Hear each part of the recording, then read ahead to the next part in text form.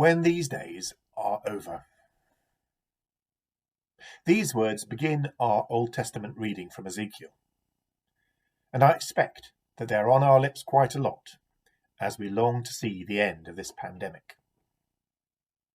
So we know what we mean by these days, but what did that phrase mean for Ezekiel's first hearers, and how will it help us to celebrate Candlemas today?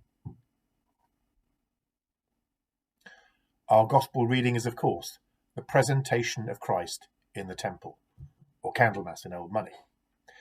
And the passage from Ezekiel is about the return of the glory of the Lord to the temple.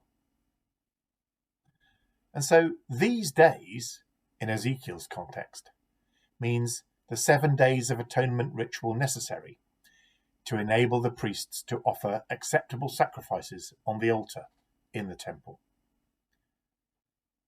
After these days, Ezekiel then has this vision, and he sees the glory of the Lord once again filling the temple, and he falls to the ground in worship. In Luke 2, the arrival of the child Jesus at the temple also actually follows a period of special ritual preparation after his birth. 8 days pass. So we might easily say that when these days were over, Joseph and Mary brought the child to Jerusalem. In both of our readings, then, a time of preparation concludes with a visit to the temple, and there is glory. Ezekiel sees the glory of the Lord. Simeon too. He declares that the child Jesus will be the glory of Israel. Today, then, we mark the end of the Advent and Christmas cycle of the church calendar.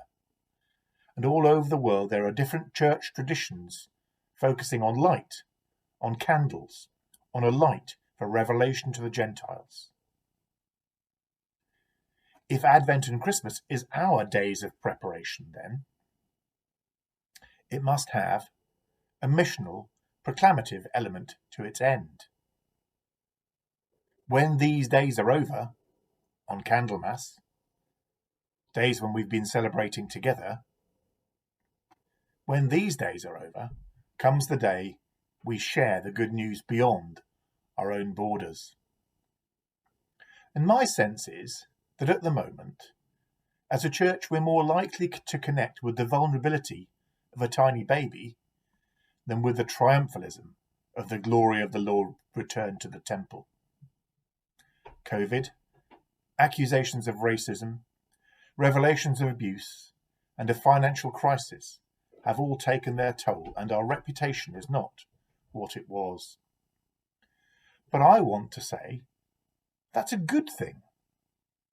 Surely it's better to admit that we are broken and accept a new way of being church, instead of carrying on blowing our own trumpet and extolling our supposed virtues from the rooftops. Isn't it time to change the record? Not that we would succumb to the criticisms of those who oppose our faith, but that we would be honest about our loss of standing and so rebuild from the ground up. The authenticity of our message today comes better from a place of brokenness and vulnerability than it would from a self-erected grandstand. The Christ child had no reputation at all on arrival for that special day in Jerusalem. He was just a poor boy from a poor family. Simeon gave his prophecy, which gave Jesus that amazing reputation. In Ezekiel 44, as in much of the Old Testament, the glory of God rests in a place. In Luke 2, Simeon sees a person is the glory of Israel. But the child Jesus is not a glorious person in the eyes of the world. And that's what makes the Song of Simeon so powerful.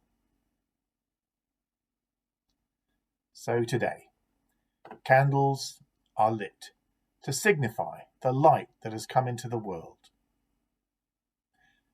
And we light them as we tell the story of the one who came to be God's salvation, prepared in the presence of all peoples.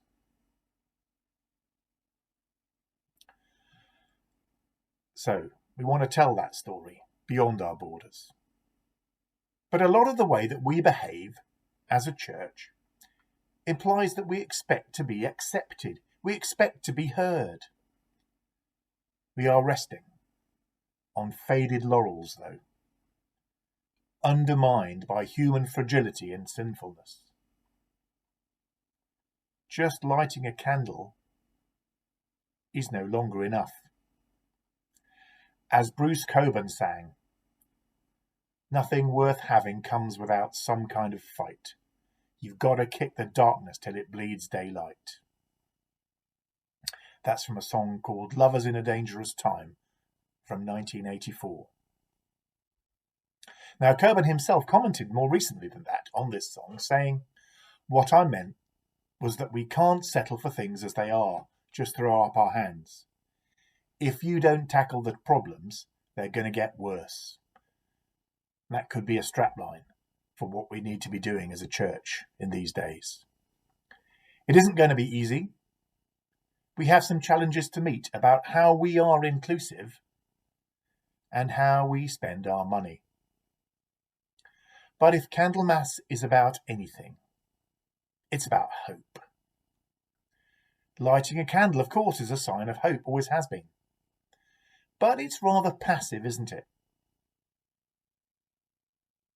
I prefer the assertive hope of Bruce Cockburn, doing something active to reduce darkness in the world.